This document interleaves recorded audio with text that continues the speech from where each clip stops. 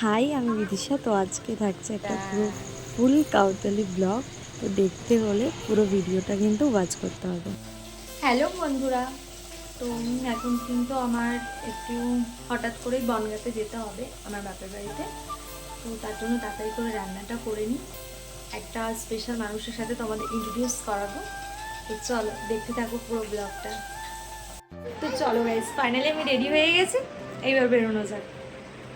তারপর এই যে বেরিয়ে পড়লাম বাড়ি থেকে বেরিয়ে টোটো ধরে আমরা চলে যাচ্ছি বনগাঁর দিকে।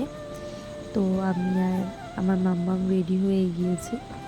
রেডি হয়ে গিয়ে তার মধ্যে কিন্তু আস্তে আস্তে ঘুমিয়ে পড়েছিল, ওর জন্য আমি বাবাকে ফোন করেছিলাম আমাকে নিয়ে যাওয়ার জন্য।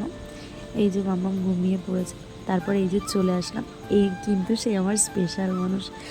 আমাদের কিন্তু 9 বছরের ফ্রেন্ডশিপ, তো এখনও কিন্তু সেই নতুনেরই মতো। এই যে ওর পুচকু একটা মেয়ে আছে, তো ওই এসছে আমাদের বাড়িতে দুজনের জন্য ঘুরতে। তো তার জন্যই আমার কিন্তু বনগাঁতে আসা। প্রচুর ঘুরবো, প্রচুর মজা করব। তারপরে এই যে আমরা লাঞ্চ করে নিলাম। লাঞ্চে কিন্তু আমার মা বিরিয়ানি করেছিল। তো বিরিয়ানিটা খেয়ে আমরা একটু রেস্ট নিয়ে আমরা বেরিয়ে পড়লাম একটু ঘুরতে। তো এসছে অনেক দিন পরে, আমাদের এই আশেপাশেই একটু ঘোরাঘুরি করছিলাম। তারপরে আমরা সবাই মিলে একটু বেরোবো। তো সবাই রেডি হচ্ছিল। তো রেডি হয়ে আমরা এই যে চলে এসেছি কিন্তু চায়ের দোকানে গিয়ে আমরা প্রচুর মজা করেছি, প্রচুর আনন্দ করেছি। এই যে সবাই যে যার মতো ব্লগ ভিডিও করছিল, তাই সবাই নিয়ে আমরা হাসাহাসি করছিলাম। যেখানে আমরা সবাই থাকবো সেখানে তো একটু বাওয়াল হবেই। তো সেই বাওয়ালটাই সবাই দেখছিল। আমি এখন ভয়েস ওভার দিচ্ছি আর হাসছি। সত্যি আমরা কি তারপর চাটা কিনলাম। চাটা কিন্তু ভীষণ টেস্টি ছিল। তো সেই আমার ফেসের রিয়াকশান দেখেই তোমরা বুঝতে পেরেছো। তারপর এই যে আমরা চলে এসলাম একটু ঘুরে বাড়িতে।